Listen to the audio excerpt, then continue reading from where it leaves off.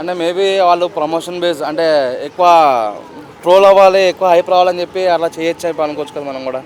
So ఒక సాంగ్లో మనం జడ్జ్మెంట్ ఇవ్వలేం కదా, మిగతా సాంగ్స్ చూసి. ఫ్యామిలీస్తో కలిపి వెళ్తారు కదా, ఆ సాంగ్ అలా ఉంది కదా, మరి ఫ్యామిలీస్ వెళ్తాయి అంటారా? అంటే మనం చూసుకుంటే కొన్ని మూవీస్లో దానికన్నా దారుణంగా ఉన్న songs, but as a Balayya గారి ఏజ్కి ఆ సాంగ్ కరెక్ట్ కాదేమో.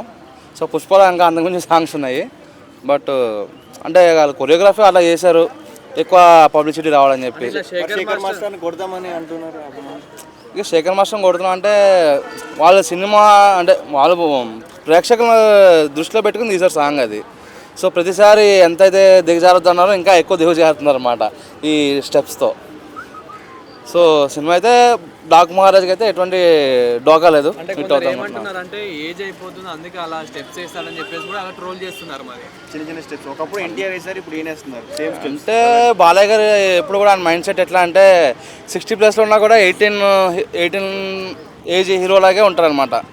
సో యూత్గా అన్నట్టే ఆయన ఎప్పుడు కూడా ఉంటారు. అంటే మైక్ ఇట్లా ఎగరేయడం కానీ, ఇట్లా ఫోన్ బాగేయడం కానీ, అన్స్టాపబుల్ ఆయన ఎలివేషన్స్ కానీ, అంటే యూత్ లాగే ఆలోచిస్తారనమాట. సో ఆ బేస్డ్ పరంగానే ఈ సాంగ్ తీస్తారు. ట్రైలర్ ఎలా అనిపించింది? ఏది డాకు మహారాజ్ ట్రైలర్ ఇంకా రాలేదు కదా, టీజర్ బాగుంది.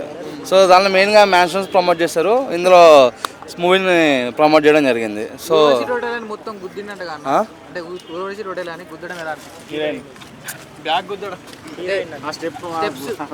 అంటే ఆయన గుద్దుడు అంటే దబ్బిడి దిబ్బడే పాటకి ఆ మాత్రం గుద్దకపోతే దబ్బిడి దిబ్బడే డైలాగ్ మాటకు వాల్యూ ఉండదు. సో ఆ పాటకి న్యాయం చేసాడు ఆయన, అంతే. సో ఆయన ఫైట్స్లో గుద్దడం కాదు, డాన్స్లో కూడా గుద్దడం అనేది.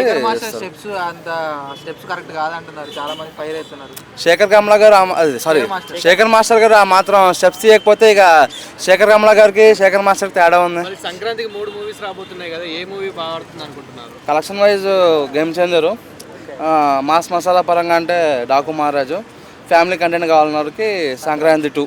మాస్ మసాలాకి బాలకృష్ణకి ఇప్పుడు నా కోడికి నాటుకోడికి తేడా ఏంటంటే నేనేం చెప్తా. సో నాటుకోడి కావాలన్న వాళ్ళు డాకు మహారాజు.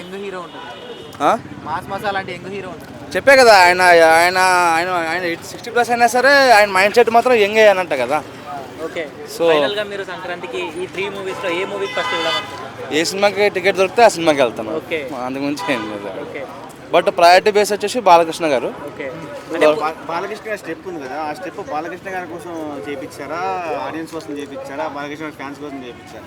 అంటే నాకు తెలిసి వేరే హీరో కోసం చేయించి ఉంటారు, ఆ డేట్స్ దొరకకపోతే ఆ స్టెప్ని అడ్జస్ట్ చేసి ఉంటారు అనుకుంటున్నా. అంటే ఇప్పుడు గేమ్ చేంజర్ మూవీ కలెక్షన్ ఎక్కువ తీసుకొస్తుందని అన్నారు కదా ఇందాక, అంటే పుష్ప 2ది బీట్ చేస్తారని అనొచ్చా? 2000 రూపాయలు టికెట్ పెడితే పుష్ప 2 ఏంది దంగలను కూడా బీట్ చేస్తుంది. ఓకే. సో హై ఉండొచ్చు అంటారా మరి మన జరిగిన ఇష్యూతో? మొన్న కదా రేవంత్ రెడ్డి గారు అందరినీ కూడా దబ్బిడి దిబ్బడి చేస్తారు కదా, మళ్ళీ ఇప్పుడు ఆ రచ్చ ఉండదు అనుకుంటున్నా. సో అల్లు అర్జున్ దెబ్బ పడింది అంటారా మరి రామ్ చరణ్ మీద? అల్లు అర్జున్ గారు దెబ్బ పడిందంటే పడిందని చెప్పాలి. మరి ముందే గేమ్ చేంజర్ రిలీజ్ అయిపోతే కనుక దెబ్బ పడేది కాదు. సో ఆయన దెబ్బకి 3 సినిమాలకి దబ్బిడి దిబ్బడి అయిపోయినాయి. అప్పుడే సంక్రాంతికి రిలీజ్ కావాల్సిన మూవీ అయినా గేమ్ చేంజర్ అనేది మా సంక్రాంతికి రిలీజ్ కాదు, ప్రొడ్యూసర్ బొక్కలు వెళ్ళిపోతారు కదా, ఆయన ఉడ్డిలే కట్టుకోవాలి కదా. సో సంక్రాంతికి కరెక్ట్ మూవీ ఇదే. సో పుష్పని బీట్ చేస్తున్నా ఫైనల్గా. పుష్పని బీట్ చేస్తే కానీ పుష్ప 2ని బీట్ చేయదు. పుష్పని బీట్